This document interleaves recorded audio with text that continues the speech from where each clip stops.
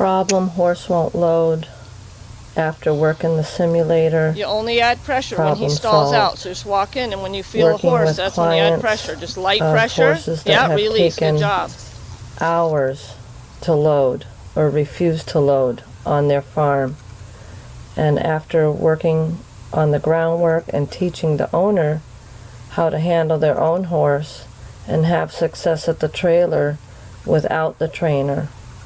It's really easy for the trainer to be able to load the horse, but it's a lot harder to teach the owner.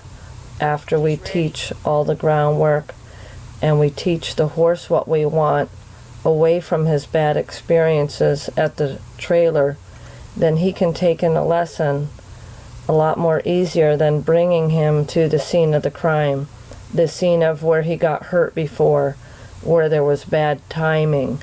So I break this down for the horse at the simulator, for the human at the simulator, that the tapping means take one step forward and not we're going to whip you onto the trailer.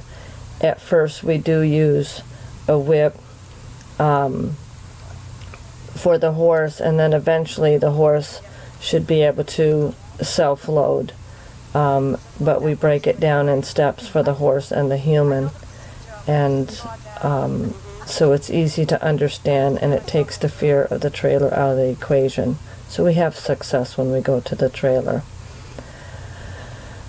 This horse wasn't a problem until the owner had to share a ride with somebody's slant load, but now the horse will self-load, and it's not a problem anymore. This next horse was a rescue the woman just got, and it took her and a few other people a couple hours to load the horse.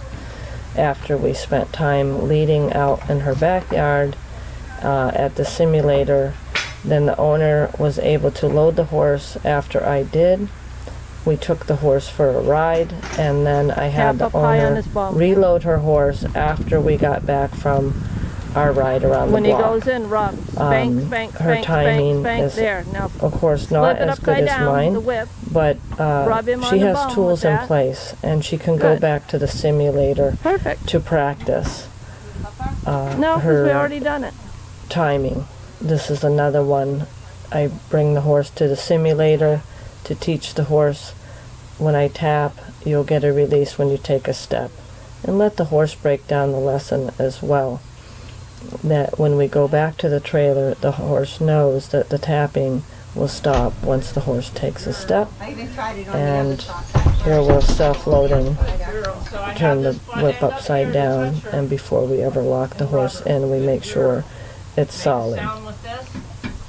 So the horse doesn't get hurt no matter what trailer the client owns, whether it's a straight load, ramp, a step up, that we can load the horse into. The simulator, this next horse found comfort in resting at the simulator before he went on the trailer. This horse right here hadn't been able to load in put the whip up high on his hip. Start at the wither and then say step. It was 6 months. His head if it had a bad accident on the trailer, and walk up there. The client had hired a trainer that refused upside down to allow the owner to go in the trailer first. There you go.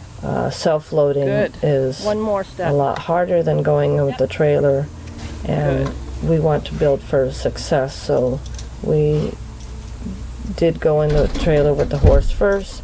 After the simulator, the horse walked in without hesitation, and then also self-loaded without hesitation instead of having bad experiences one after the other. He's off to the side, but now that he knows, and then say step he will and tap. straighten his Don't fanny let him take you back off. out. He was led up straight, but he went to the side. We don't move them. And he straightens Flip it himself upside down out and tap to him. load. Good, he rub has him. the tools. Beautiful, she has the tools. beautiful. Good job. Here is another simulator that somebody set up in their own yard. And after we worked here, now we go to the trailer. And this is his first attempt at self-loading. A horse that took hours and hours before now will go on a lot easier. he's still going to do a few of the things that he did before, but he knows the tapping until you go forward, and then you get a release of pressure. So if he comes out, I'll grab him, flip the whip upside down so I can tap him in there, and then once he goes in, flip it back to be able to tap him with the rubber butt end of the whip right here until he goes in, and not secure him until he's relaxed, and then ask him to come out. So he never feels so trapped or so stressed Where you going? that he can't take in the lesson. Now the One owner is hand up, able one to hand walk down. him right in.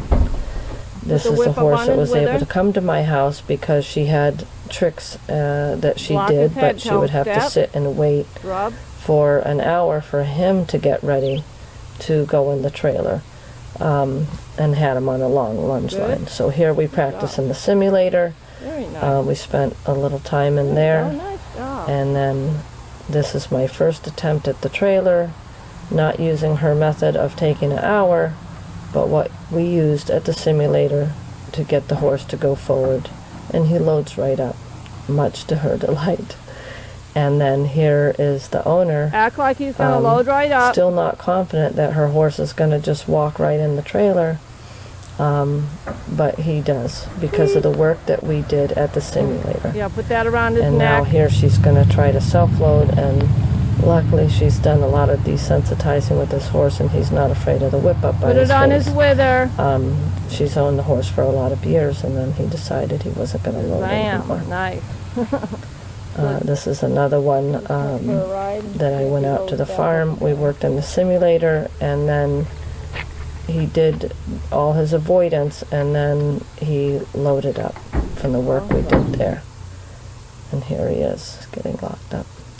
So you can make these at home. You don't have to have special equipment. Whatever you have, you learn to have the proper timing to be able to go under the breast bar, set your hands correctly, and set you and your horse up for success.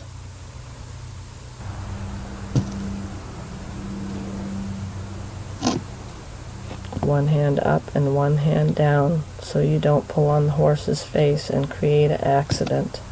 And if you have, you can undo the damage you did by learning the proper timing and release of pressure for your horse, and get that relationship back to where your horse trusts you to keep him safe inside that trailer.